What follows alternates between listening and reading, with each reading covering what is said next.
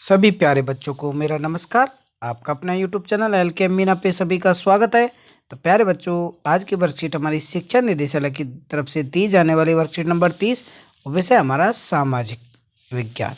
ये कक्षा 7 की वर्कशीट है। यहाँ पे सभी बच्चे अपना नाम लिखें और यहाँ पे अपने कक्षा अध्यापक का नाम लिखेंगे। ओके, और आज की तारीख हमारी 1/2/2021 और दिन हमारा सोमवार का। तो हम इसी पाठ की चर्चा करते आ रहे थे, राज्य शासन कैसे काम करता है। तो अब तक हम इसके 2 भाग पढ़ चुके हैं। तो इसमें हम तीसरे भाग में पढ़ेंगे कि तीसरे भाग में और क्या क्या कार्य होते हैं। तो सभी बच्चे वीडियो को अंत तक देखकर अच्छे से समझने का प्रयास करेंगे। और जो भी बच्चे मेरे यूट्यूब चैनल पर नए हैं तो सबसे पहले यूट्यूब चैनल को सब्सक्राइब करें प्लीज। तो शुरू करते हैं आज की वर्कशीट। राज्य शासन कैसे काम करता है, कि इसमें से और शासन प्रणाली क्या क्या क्या अब तक के बारे और कैसे कैसे काम करता है और क्या क्या कार्य प्रणाली इसकी है। कि शासन की कार्य प्रणाली, तो देखो इसमें पहला शासन प्रणाली के अंतर्गत क्या क्या आता है कि विधानसभा में पूछे जाने वाले प्रश्नों का उत्तर देना। जो भी मुख्यमंत्री भाई विधानसभा में जो भी एमएलए वगैरह जनता चुनती है तो वो विधानसभा में बैठते हैं, तो वो जनता के क्वेश्चन वहाँ तक पहुँचाते हैं।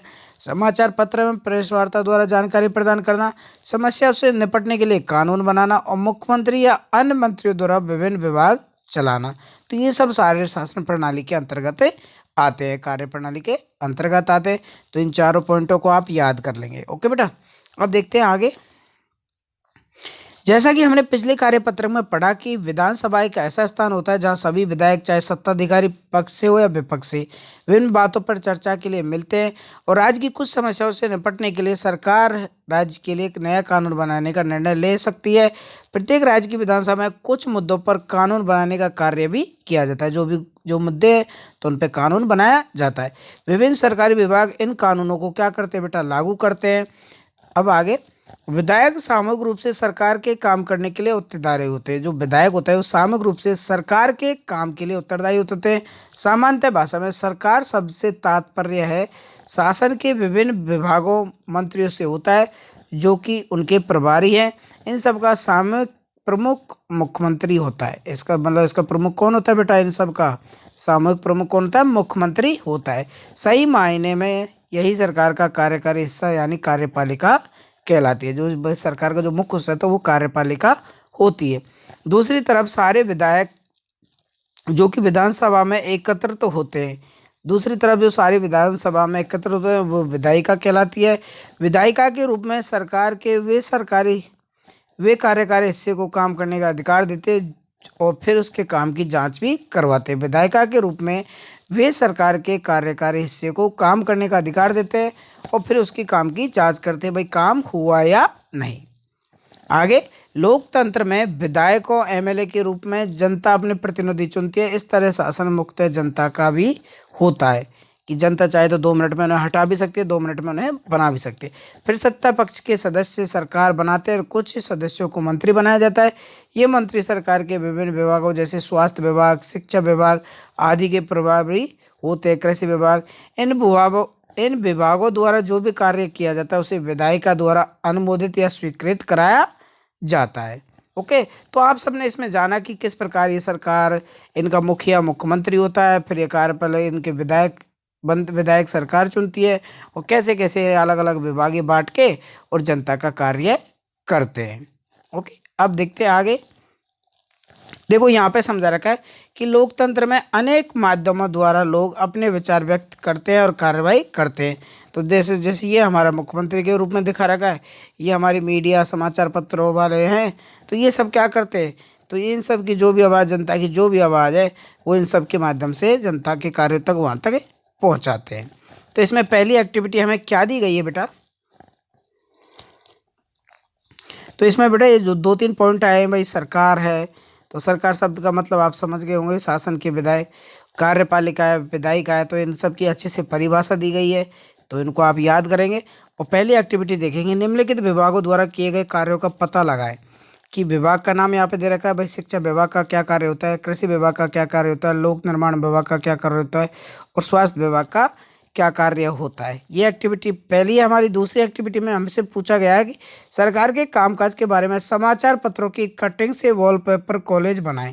तो बेटा सरकार के कामकाज के बारे में आप इन्हें गूगल वगैरह से भी आप ढूंढ के कर सकते हैं और उनका वॉलपेपर अपनी कॉपी में चिपकाएंगे। भाई क्या क्या कार्य होते। फिर हमारी 3 क्वेश्चन है, ठीक है।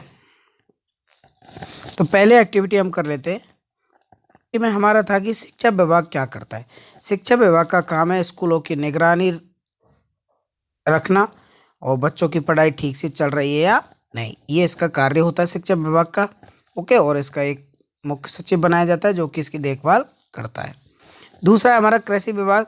कृषि विभाग किसानों की पशुपालन और खेती को बढ़ावा देने के लिए योजना लाता है और इसका भी एक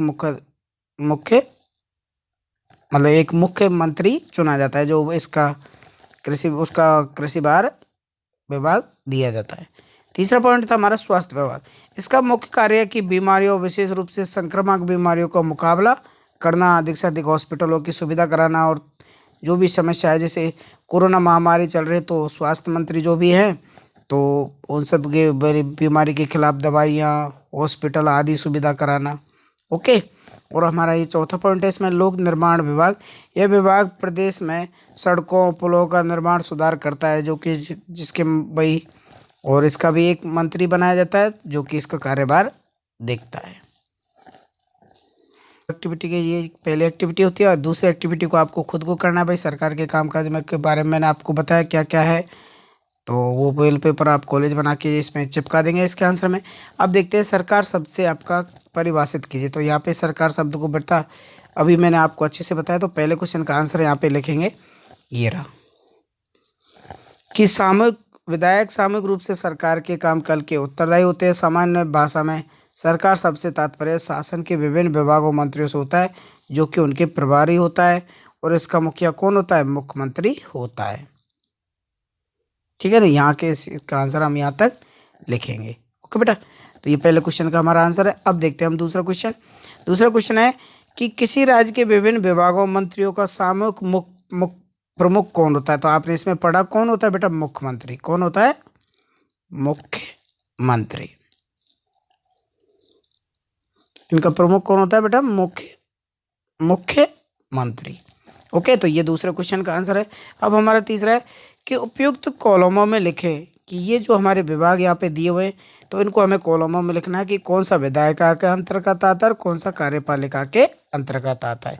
तो मैं आपको यहीं पे लिख देता हूँ कि कार्यपालिका के अंतर्गत, तो बेटा देखो ये ब्लू कलर से सरकारी विभाग और विभिन्न मंत्री, सरकारी विभाग और विभिन्न मंत्री तो आ जाएंगे बेटा हमारे कार्यपालिका में। ये दो नाम हमारे इसमें आ जाएंगे। फिर मैं इसका कलर चेंज करके अलग कर देता हूँ। और विधानसभा में विधायक, कानून बनाना और कानून को लागू करना, ये सारे हमारे अंतर्गत आ जाएंगे बेटा विधायिका में। ओके बेटा, ये तीनों नाम हमारे यहाँ आ जाएंगे। तो इस प्रकार बेटा आपकी वर्कशीट कंप्लीट होती है। तो सभी बच्चे इन तीनों क्वेश्चनों को, दोनों एक्टिविटी को कॉपी में करेंगे और अच्छे से नोट भी करेंगे। ओके बेटा, वीडियो को लाइक और चैनल को सब्सक्राइब करना ना भूले। Thank you.